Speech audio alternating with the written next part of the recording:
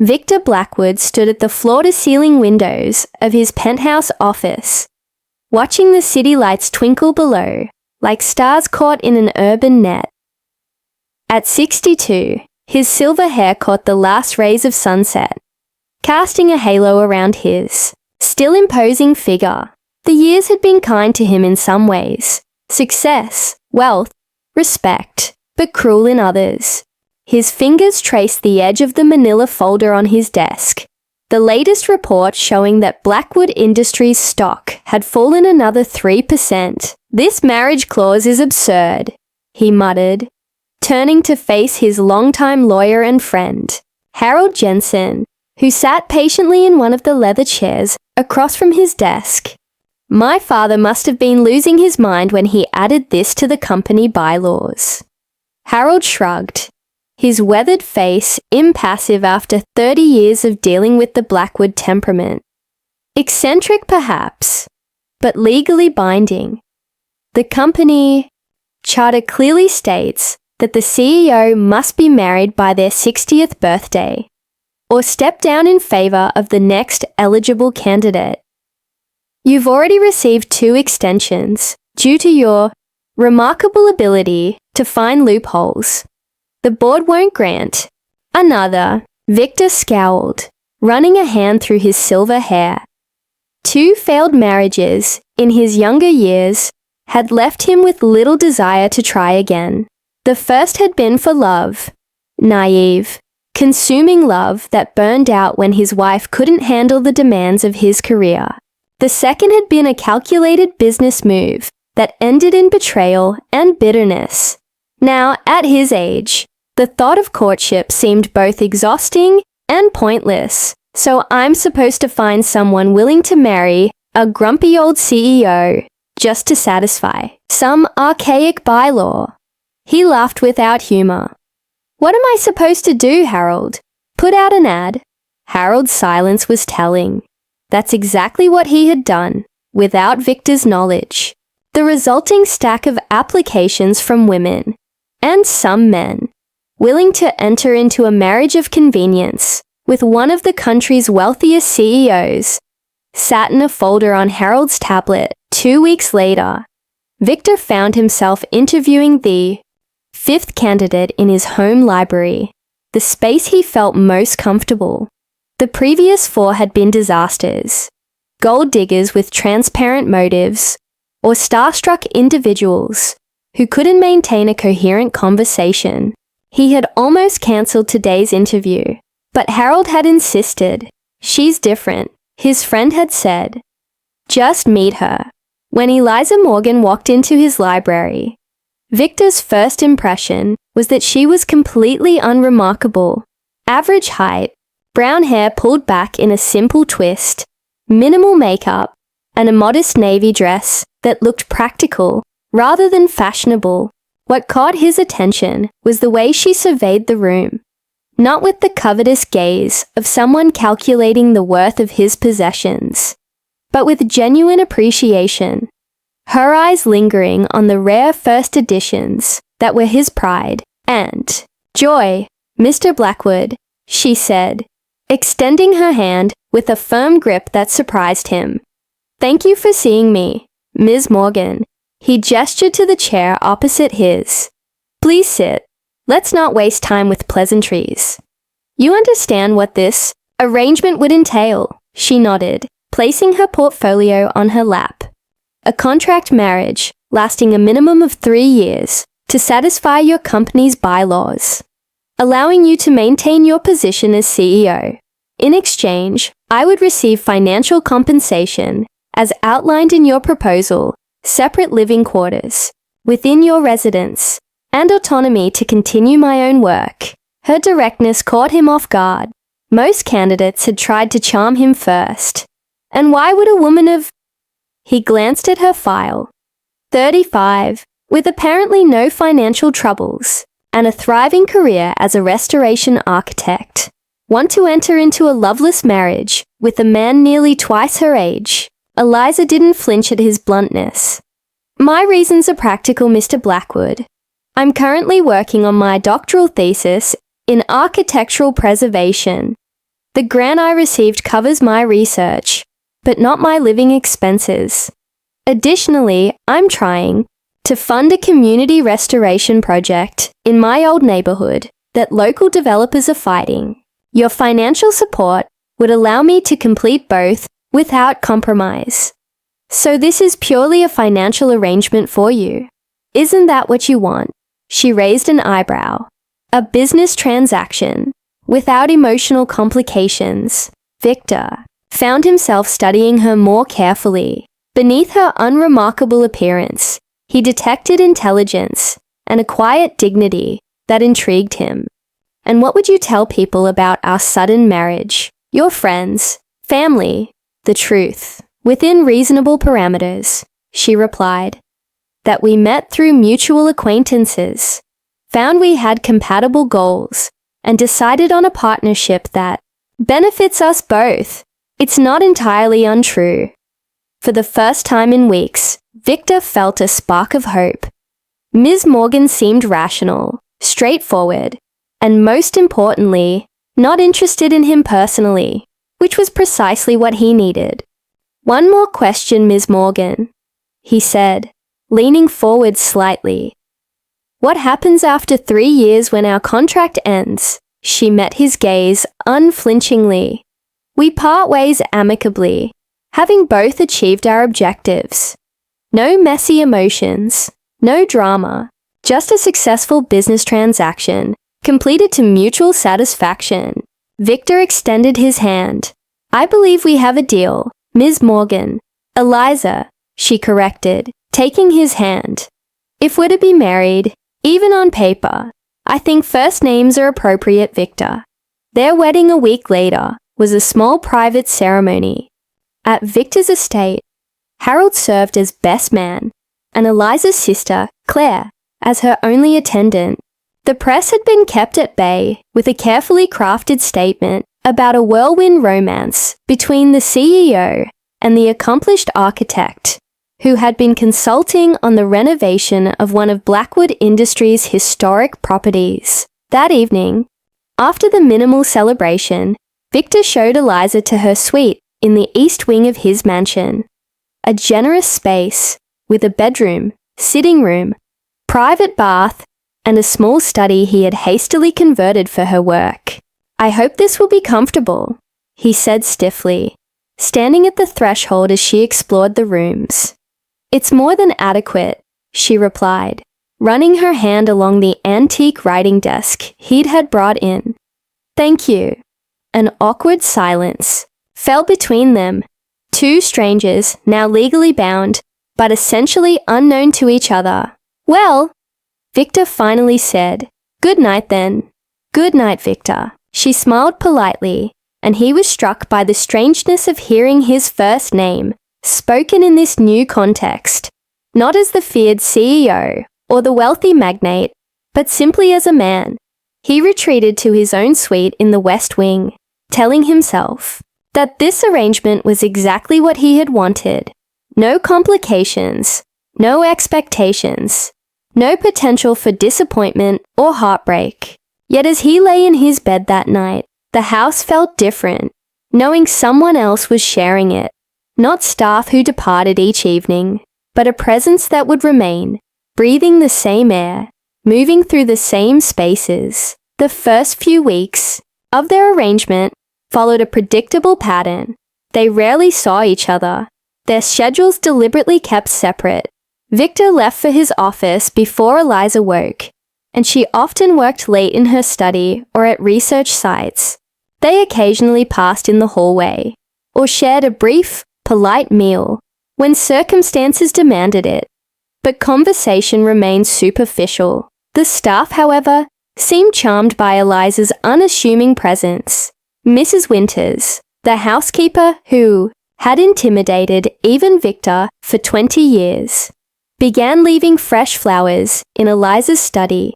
Henderson, the normally stoic butler, was caught smiling after helping Eliza carry in an armload of architectural texts. One evening, about a month into their arrangement, Victor returned home earlier than usual.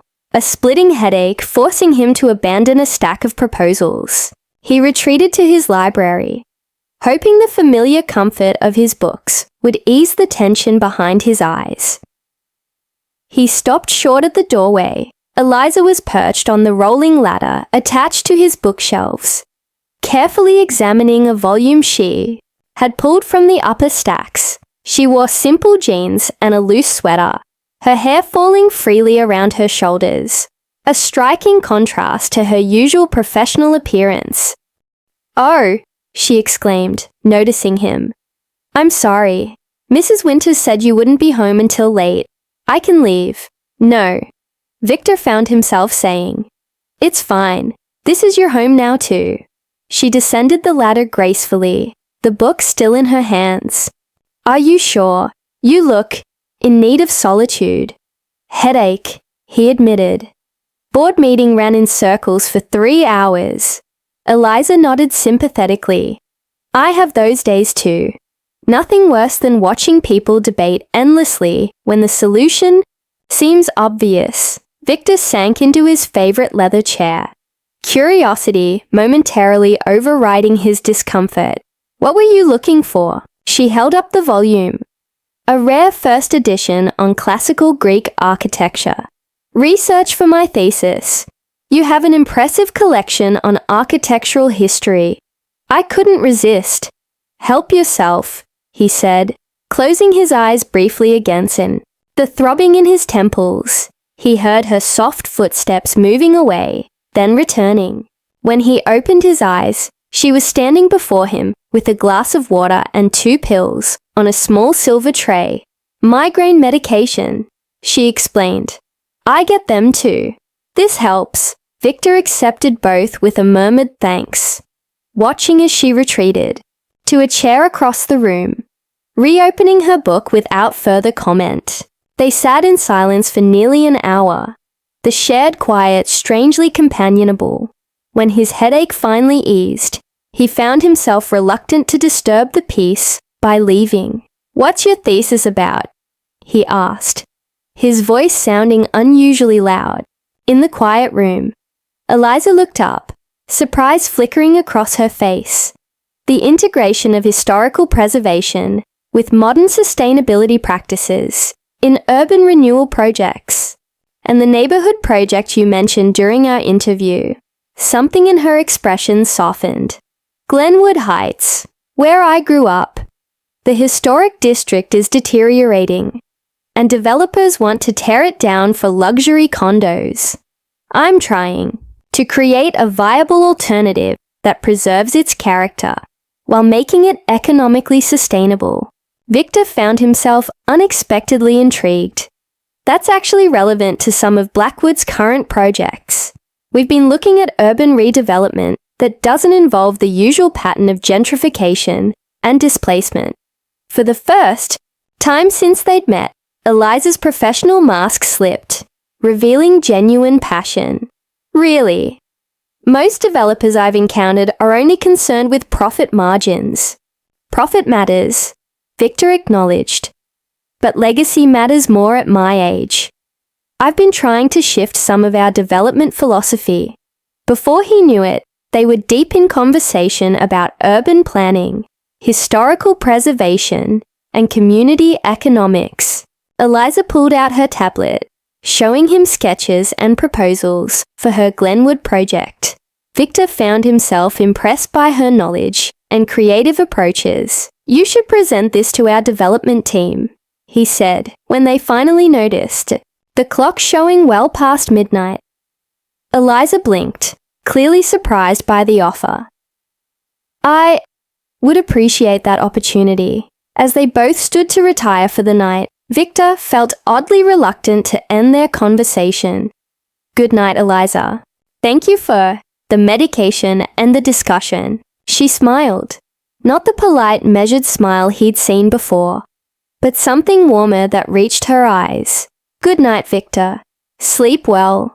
Something shifted after that night. Their paths began to cross more frequently, no longer by accident, but by subtle mutual adjustment of schedules. Morning coffee in the sunroom, became an unspoken ritual where they would discuss their plans for the day.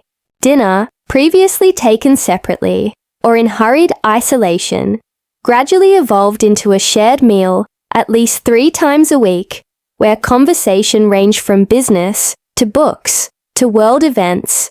Victor found himself looking forward to these interactions, surprised by how well their minds complemented each other. Eliza was thoughtful and insightful, challenging his perspectives without confrontation. Her passion for preservation revealed a depth of character he hadn't initially seen beneath her practical exterior. 2 months into their arrangement, Victor invited Eliza to accompany him to a charity gala, their first public appearance since the wedding. As Blackwood Industries was a major donor, his absence would be noted, and attending alone would only fuel rumors about their marriage. Nothing extravagant, he assured her, when she expressed concern about appropriate attire. Just something suitable for an evening function. When she descended the grand staircase, the night of the gala, Victor felt an unexpected tightening in his chest. She wore a simple emerald gown that complemented her figure without being ostentatious. Her hair swept up to reveal the elegant line of her neck. She looked beautiful, but more than that, she looked confident, a woman comfortable in her own skin. "You look very nice," he managed, suddenly feeling every one of his 62 years. "So do you," she replied with a small smile, straightening his bow tie with a casual familiarity that caught them both by surprise. The gala was a swirl of politics, networking, and thinly veiled business discussions disguised as philanthropy. Victor found himself watching Eliza navigate the social currents with unexpected grace.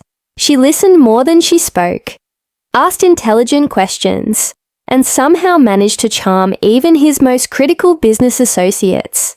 "Your wife is delightful, Victor," Margaret Whitmore, a notoriously difficult board member, commented as Eliza conversed with a group of architects across the room. "Not what I expected, but rather refreshing." "Yes," Victor heard himself say. "She is." Later, as they danced, a necessity for appearance's sake, Victor was acutely aware of Eliza's hand in his, the light pressure of his palm against the small of her back.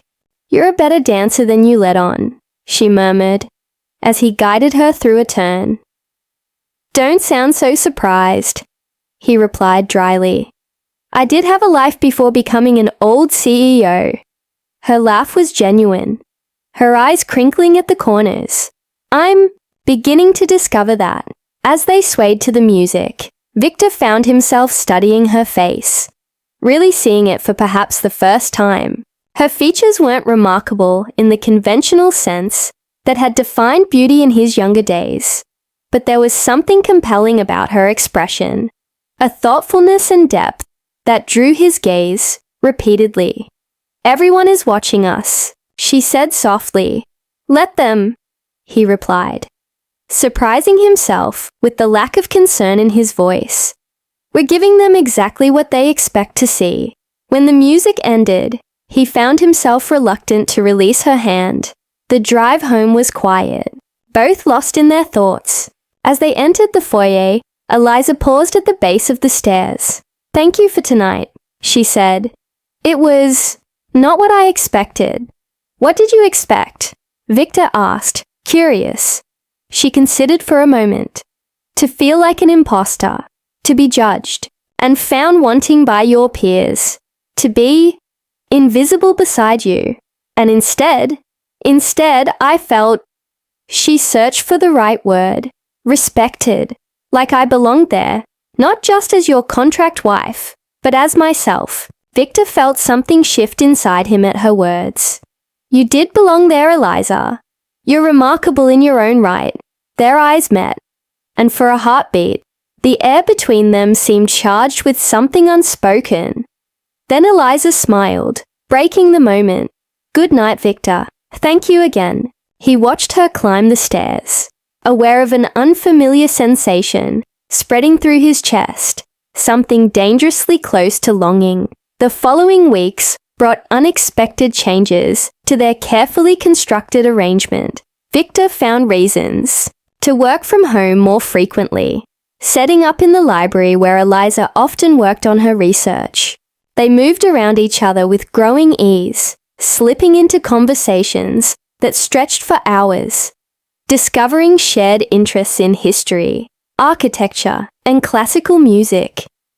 One rainy Sunday afternoon, Victor found Eliza in the library, curled in a window seat watching the downpour, a forgotten book in her lap. "Penny for your thoughts?" he asked, handing her a cup of tea, prepared exactly as he'd noticed she liked it. "One sugar, splash of milk." She accepted with a smile that had become increasingly familiar. "I was thinking about perspective. How rain looks chaotic from here, but from above, from an airplane, it would appear orderly, part of a larger weather system that makes perfect sense. And this relates to life, I suppose," she shrugged. "The choices we make that seem random or desperate in the moment, but later, with distance, reveal themselves as part of a pattern." Victor settled in the chair nearby. "Like agreeing to marry a stranger for practical reasons?" Her eyes met his, searching. "Is that how you still think of us? As strangers?" The question hung between them, weighted with implication. Victor realized with startling clarity that somewhere in the past few months, Eliza had become important to him. Not as a business arrangement or a solution to his corporate dilemma, but as a person whose thoughts and feelings mattered to him. "No," he answered honestly. "Not strangers. Perhaps friends?" Something flickered across her face. Disappointment? Relief? He couldn't tell. "Friends," she agreed, turning back to the rain-streaked window. "That's nice." But as the day wore on, Victor found himself troubled by their exchange. The label of friends felt simultaneously too much and not enough to describe what Eliza had come to mean to him. At 62, he had thought himself well past the age of confusion regarding relationships. Yet here he was, contemplating his feelings like a teenager. The situation grew more complicated when Eliza began working directly with Blackwood Industries' development team on her Glenwood Heights project. Victor had arranged for her to present her proposal, which had been met with enthusiasm by most of the executive committee. Now she was a regular presence at the company offices, her expertise valued independently of her connection to him. He found himself watching her in meetings, her passion when defending a historical feature, her diplomacy when navigating conflicting interests, her genuine desire to create spaces that served communities rather than merely generating profit. In those moments, the age gap between them seemed to vanish, replaced by a meeting of minds that felt increasingly rare and precious. 6 months into their marriage, Victor's younger brother Richard arrived for his annual visit from Europe. Though only 5 years younger, Richard had always seemed from a different generation, more adventurous, less burdened by responsibility, perpetually tanned from his Mediterranean lifestyle. "So this is the bride who tamed the beast," Richard declared upon meeting Eliza, kissing her hand with theatrical gallantry. "The entire family has been desperate to meet the woman who convinced my brother to try marriage a third time." Victor stiffened at the reference to his failed marriages, but Eliza handled the moment with characteristic grace. "I'm not sure anyone could tame Victor," she replied with a smile. "Nor would I want to. His determination is one of his finest qualities." Richard raised an eyebrow, giving Victor a look that clearly said he approved. That evening over dinner, Richard regaled them with stories of his travels, flirting harmlessly with Eliza in a way that made Victor increasingly uncomfortable. When Richard asked about their courtship, they delivered the practice story they had agreed upon. But Victor found himself embellishing details, describing their first meeting with a warmth that surprised even him. "And now?" Richard asked, looking between them. The honeymoon phase still going strong. Victor felt Eliza's gaze on him, waiting for his response. "We're finding our way," he said carefully. "Every relationship has its own rhythm." Later, after Richard had retired to the guest suite, Victor found Eliza in the moonlit conservatory, tending to the orchids she had gradually introduced to the space. "I apologize for my brother," he said, joining her among the fragrant blooms. "He can be intrusive." "He loves you," she replied simply. "He wants to believe you're happy." The implied question hung in the air between them. Victor found himself stepping closer, drawn to her silhouette in the moonlight. "Are you happy, Eliza?" he asked quietly. With this arrangement, she turned to face him, her expression thoughtful. "It's been different than I expected. Better in some ways. More complicated in others." "Complicated how?" She hesitated, then spoke carefully. "The lines have blurred. What began as a clear transaction has become something else, hasn't it?" Victor felt his heart rate increase. "Yes," he admitted, "it has." They stood in silence, the admission changing the air between them. Finally, Eliza spoke again, her voice soft but steady. "I should finish here and get some rest. Good night, Victor." As she moved to pass him, he caught her hand gently. "Eliza." She paused, looking up at him, her eyes questioning. Without planning, Victor leaned down and pressed his lips to hers. A soft, tentative kiss that asked, rather than demanded. For a moment, she remained still, and he feared he had misread everything. Then her free hand came to rest against his chest, and she responded, the kiss deepening with a warmth that sent a current through his body. When they separated, both seemed equally surprised by what had transpired. Victor began, uncharacteristically at a loss for words. "That wasn't in our contract," Eliza said, her voice unsteady, but her eyes bright with something that might have been hope. "No," he agreed. "It wasn't." Their relationship shifted again after that night, entering uncertain territory somewhere between their initial business arrangement and something genuinely intimate. They did not speak directly of the kiss, but its effects rippled through their interactions.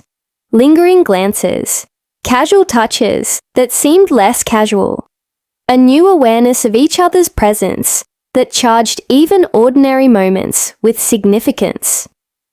Richard, watching them together at breakfast the next morning, smirked knowingly, but mercifully kept his observations to himself. When he departed after his week-long stay, he embraced Eliza warmly. "Whatever you're doing, keep doing it," he murmured in her ear. I haven't seen him this alive in decades. The true test of their evolving relationship came unexpectedly when Eliza's project hit a major obstacle. The developer opposing her Glenwood Heights preservation plan had connections on the city council and had managed to fast-track approval for demolition permits. Victor found her in her study late one night, surrounded by papers, her eyes red-rimmed from a combination of frustration and exhaustion. "They're going to tear it down," she said when she saw him in the doorway. "Everything I've worked for, all the history and community there. Gone for luxury condos most of the current residents could never afford." Victor moved to her side, resting a hand on her shoulder. "Tell me what you need." She looked up at him, vulnerability plain on her face. "I don't want you to fix this because of whatever is happening between us. This isn't why I agreed to our arrangement. I know that," he said quietly. "But helping each other, isn't that what partners do? Regardless of how the partnership began?" The word partners hung between them, more significant than friends. but still safely distant from more dangerous terminology. Together, they stayed up through the night, reviewing every aspect of her proposal, every legal avenue, every potential ally. Victor made calls to contacts on the council, not to demand favors, but to request fair hearings. He arranged for a community forum where residents could voice their concerns about the proposed demolition. Most significantly, he attended these events not as Eliza's powerful husband stepping in to rescue her, but as her supportive partner, letting her take the lead while providing the resources and connections she needed. 3 weeks of intensive campaigning later, the council voted to review the developer's permits and consider Eliza's alternative proposal. It wasn't a complete victory, but it was a fighting chance. That night, returning home exhausted, but hopeful, Eliza pulled Victor into a fierce embrace in the privacy of the foyer. "Thank you," she whispered against his chest. "Not just for the help, but for understanding why it matters." When she lifted her face to his, the kiss that followed was unlike their first. Not tentative but certain. Not questioning but answering. Victor felt something long dormant within him stirring to life. A desire not simply physical, but deeper, more complex. Spring turned to summer. Their relationship continued its gradual transformation. They still maintained separate bedrooms, neither quite ready to acknowledge verbally how much their feelings had evolved, but their days and evenings were increasingly spent together, working side by side in the library, walking through the gardens, discussing their respective projects, sharing meals where conversation flowed easily between professional matters and personal philosophies. The kisses, which had begun as rare, precious occurrences, became more frequent, a natural expression of the growing affection between them. Victor found himself seeking these moments, delighting in the way Eliza would sometimes initiate them herself. A quick peck before leaving for work, a lingering goodnight at the top of the stairs, a spontaneous expression of joy when sharing. Good news. One afternoon, returning home unexpectedly, Victor overheard Eliza on the phone with her sister in the garden. "No, Claire, it's not like that," she was saying, her back to the house as she paced among the roses. "It's complicated." A pause as she listened. "Of course I care about him, more than I expected to." Another pause. "The age difference doesn't matter to me the way you think it should. He understands me in ways no one else has." Victor knew he should announce his presence, or leave, but he found himself frozen, heart pounding at this unexpected glimpse into Eliza's private thoughts. "No, I haven't told him," she continued, her voice dropping. "How could I? This wasn't supposed to happen. We had an agreement, clear boundaries." Another pause, longer this time. "Because I'm afraid," she finally admitted, so softly Victor barely caught the words. "Afraid that what I'm feeling isn't what he's feeling. That for him, this is just comfortable companionship, not love." The word struck Victor like a physical blow. Love. Was that what had been growing between them all these months? The concept seemed simultaneously terrifying and exhilarating. He retreated silently, processing what he'd overheard. At 62, after 2 failed marriages and decades of emotional caution, the prospect of love, real love, was disorienting, especially with a woman 27 years his junior, who had entered his life under such calculated circumstances. That evening, he was unusually quiet during dinner, watching Eliza with new awareness. She noticed his preoccupation, but didn't press when he claimed fatigue from a difficult day at the office. Later, unable to sleep, Victor stood at the window of his bedroom, looking out at the moonlit gardens, where Eliza had unknowingly revealed her heart.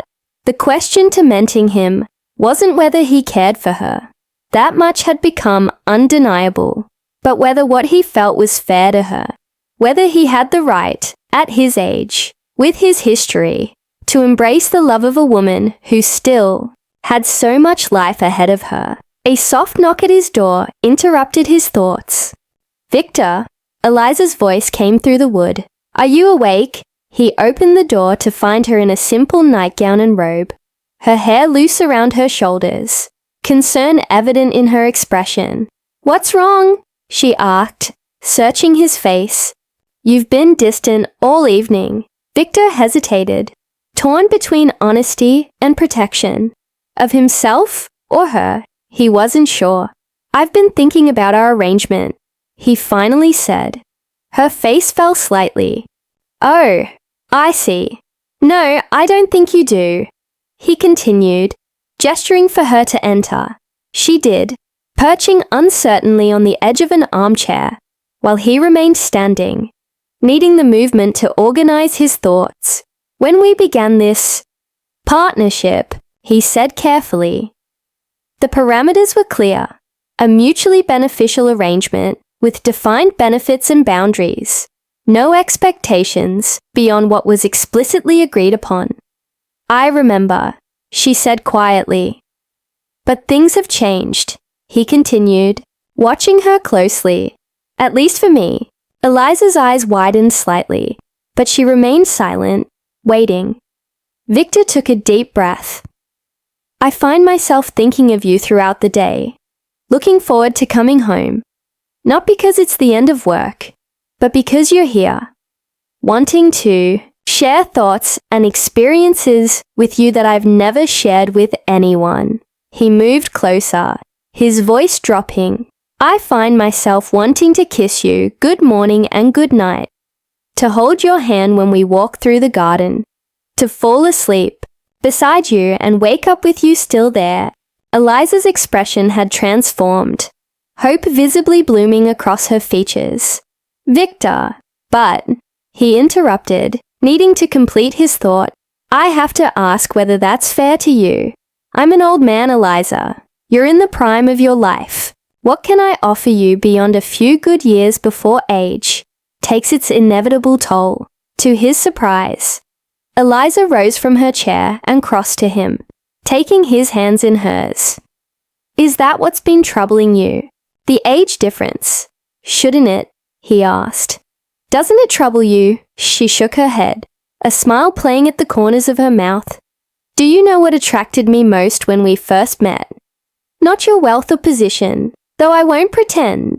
Those weren't factors in my initial decision to consider this arrangement. It was your mind, Victor, your intelligence, your perspective, your experience." Her hands tightened on his. "Every day since then, I've discovered more reasons to admire and care for you. Your integrity in business, your loyalty to those who work for you, your willingness to reconsider long-held positions when presented with new information, your unexpected kindness." She stepped closer. "I didn't plan to fall in love with you. It wasn't part of our contract, but I have, and I don't regret it." The word hung between them, love, no longer overheard, but openly declared. Victor felt something tight in his chest finally loosen. "I love you too," he said, the words feeling strange and wonderful on his lips after so many years. "God help me, I do." When they kissed this time, it held none of the restraint of their previous encounters. It was a promise, an acceptance, an affirmation that whatever had begun as calculation had transformed into something genuine and precious. That night, Eliza stayed. They made love with the tender passion of two people discovering each other anew, their bodies learning a language their hearts had already begun to speak. Afterward, holding her against his chest as she slept, Victor marveled at the unexpected turn his life had taken. The contract that had been meant to simply preserve his position had instead given him something far more valuable, a second chance at love when he'd long since abandoned hope of finding it again. In the weeks that followed, they made no formal, announcement about the change in their relationship. But the staff couldn't help noticing that Mrs. Blackwood no longer retired to the East Wing at night. Henderson found himself moving Eliza's personal items to the master suite, while Mrs. Winters discreetly arranged for fresh flowers in both their shared spaces. At Blackwood Industries, employees noted the transformation in their CEO, the reduced tension in his shoulders, the occasional smile that softened his formerly stern countenance, the newfound patience in meetings. The most perceptive among them connected these changes to the moments when Eliza would appear at the office. How Victor's expression would lighten at the sight of her. "You know people are talking," Eliza commented one evening as they prepared for bed, her voice amused rather than concerned. "Let them," Victor replied, wrapping his arms around her from behind as she brushed her hair. "They've been talking about me for decades. At least now they have something pleasant to discuss." She turned in his embrace, brush still in hand. "Does it bother you that they might think you actually fell for your contract wife?" "The only thing that bothers me," he said, taking the brush and setting it aside, "is that I wasted so many months pretending I hadn't." The true test of their transformed relationship came with the anniversary of their arrangement, the 1-year mark of their contractual marriage. Victor arranged a private dinner in the conservatory, surrounded by Eliza's thriving orchids and the soft glow of candlelight. "Happy anniversary," he said, raising his glass in a toast, "to the most unexpected and precious year of my life." Eliza smiled, touching her glass to his, to finding love in unlikely places. After dinner, as they sat together on a cushioned bench among the fragrant blooms, Victor took her hand. "I have something for you. Not exactly a traditional anniversary gift." He handed her an envelope. Inside was a document, their original marriage contract, with every clause struck through. The word void stamped across it in red. Eliza looked up, confusion clear in her eyes. "Victor, turn the page," he said softly. Behind the contract was another document, a deed transferring ownership of a historic building in Glenwood Heights to the community trust Eliza had established. The building was one she had particularly fought to save, the centerpiece of her preservation plan. "How did you—" she began. "I bought it last month from the developer," Victor explained. "It's yours now, or rather, the community's, to be preserved and used as you envisioned." Tears welled in her eyes. "This is incredible. Thank you." "There's more," he said, nodding toward the envelope. The final document was simple but profound. A petition for a legal name change, showing that Victor had officially changed his middle name to incorporate her father's name, a man she had often spoken of with deep affection and respect.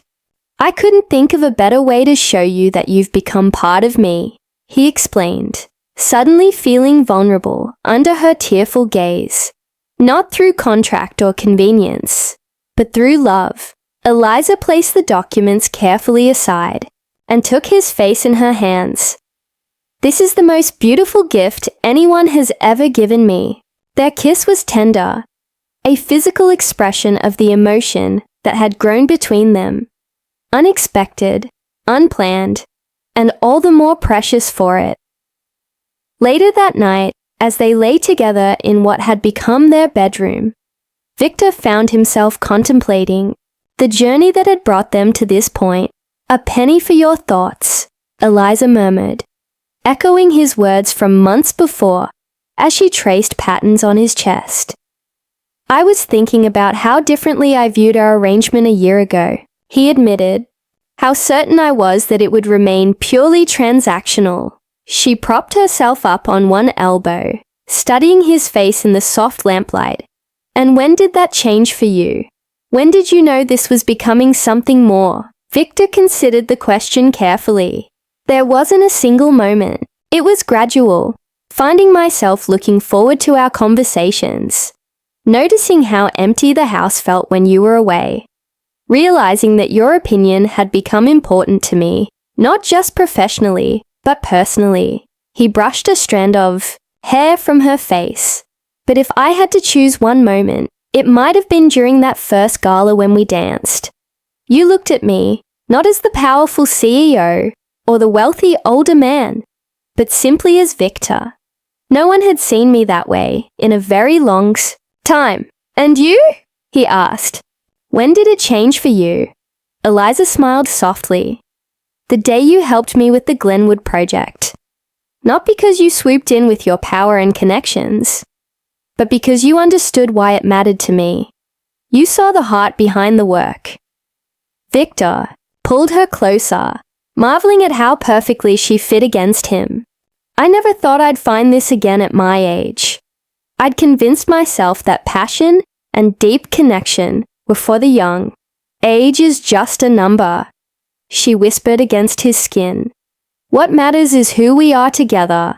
As their second year of marriage began, no longer a contract, but a choice renewed each day, Victor and Eliza settled into a rhythm that balanced their independent pursuits with their shared life.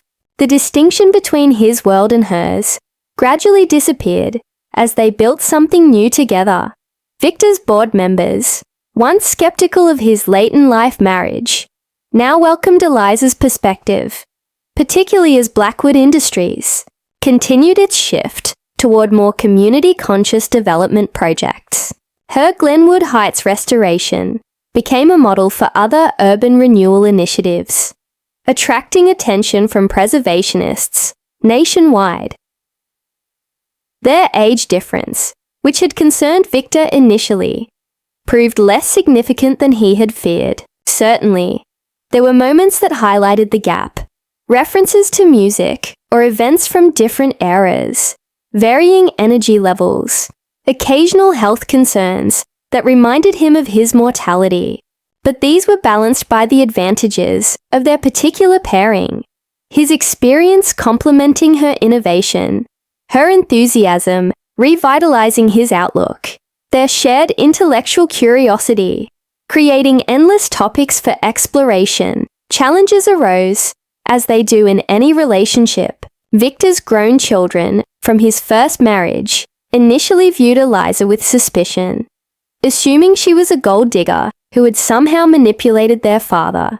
Their cool reception during a holiday visit left Eliza hurt, despite her understanding of their protective instincts. Give them time, Victor advised after a particularly tense dinner. They'll see what I see eventually. His prediction proved accurate, though the process was gradual. It was his daughter, Rachel, who first warmed to Eliza.